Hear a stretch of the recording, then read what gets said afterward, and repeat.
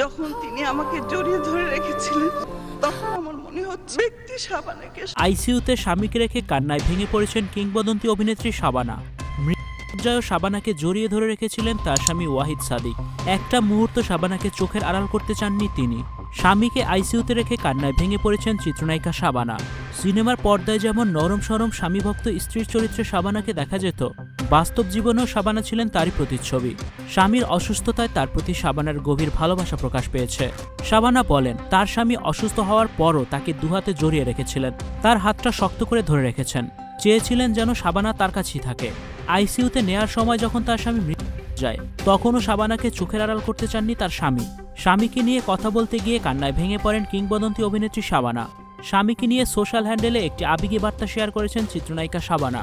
সেখানে শাবানা বলেন, জীবন কত অনিশ্চিত, আমার জীবনের শক্তি আমার স্বামী ওয়াহিদ সাদিক হঠাৎ গুরুতর হার্ট আক্রান্ত হয়েছেন, এখন জরুরি ভিত্তিতে তার চিকিৎসা চলছে।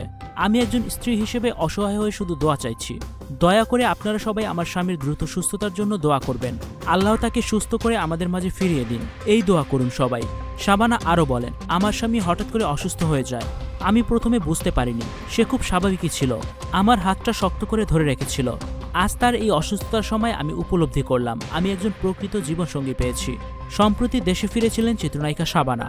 দেশে এক সপ্তাহের মতো অবস্থান করে আবারও চলে যান স্থায়ী ঠিকানা নিউ জার্সিতে। 10 সেপ্টেম্বর হঠাৎই হার্ট করেন শাবানার স্বামী ওয়াহিদ সাদিক। তার হার্টে দুটি ব্লক ধরা পড়ে, এরপর তার হার্টের দুটি স্ট্যান্ড পরানো হয়। স্বামীর অসুস্থতায় তার জন্য সবার কাছে দোয়া চেয়েছেন চিত্রনায়িকা শাবানা। ভিউয়ার্স, এই বিষয়টি নিয়ে আপনাদের কি মতামত অবশ্যই কমেন্টস করে জানিয়ে দিন, আর ভিডিওটি বেশি বেশি করে শেয়ার করার অনুরোধ রইল। Icon focus 24 TV, powered by 4D Fourth Dimension। আমাদের চ্যানেলটি সাবস্ক্রাইব করে আমাদের সাথে থাকুন।